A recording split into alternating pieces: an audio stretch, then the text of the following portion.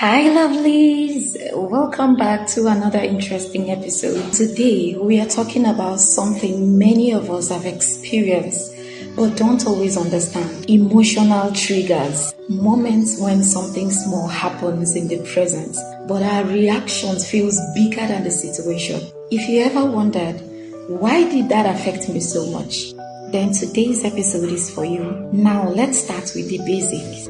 What is an emotional trigger? An emotional trigger is something that suddenly brings up a strong emotional reaction. It could be a comment someone makes, it could be a tone of voice, a situation, or even a memory. Sometimes the reaction feels immediate.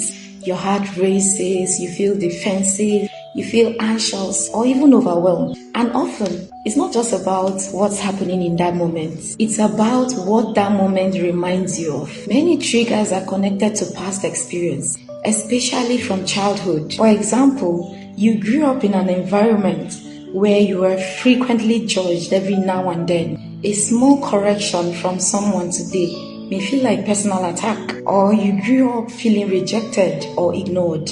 Moments of being overlooked can trigger or bring back those memories of feeling rejected again. Your mind isn't trying to create drama. It's trying to protect you based on what it learned over time. Another helpful tip is your ability to recognize patterns in your reaction. Ask yourself questions like, when do I feel the most emotionally overwhelmed? What kind of situation tend to upset me more than I expected? When you start noticing these patterns, something powerful happens. You gain awareness even without realizing it. And awareness gives you choice. Instead of reacting instantly, panic, anger, or withdrawal, you can pause and ask yourself, is this reaction connected to something from the past?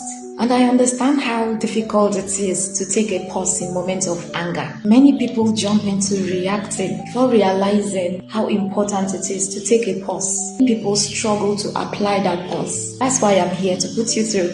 To create that pause, you need to understand how it works.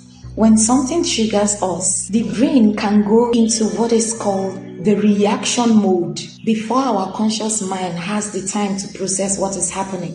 And this is often called emotional or amygdala response. The part of the brain that is responsible for survival reacts faster than our reasoning mind. The goal isn't never to feel anger, but to create a small pause between the trigger and your reaction. First of all, to learn this, you need to train the pause. When you feel anger rising, try this simple rule. Never react immediately. That brief pause helps your rational brain to catch up with your emotions. Secondly, notice early signals. Anger usually gives physical warning signs before the reaction.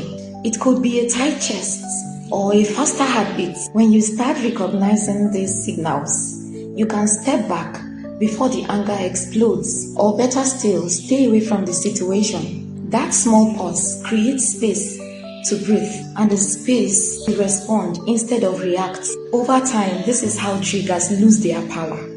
So the next time you feel a strong emotional reaction, try to approach it with curiosity instead of judgment, by pausing and observing the emotion, and by asking what makes the situation affect you so strongly, because it could be a reminder from the past. Try to make out time to reflect after the moment passes. And once you are calmer, gently reflect on what triggered that reaction. What can I learn about myself from this? This builds emotional awareness over time. Your triggers are not signs of weakness. They are signals pointing to places within you that may still need understanding and care.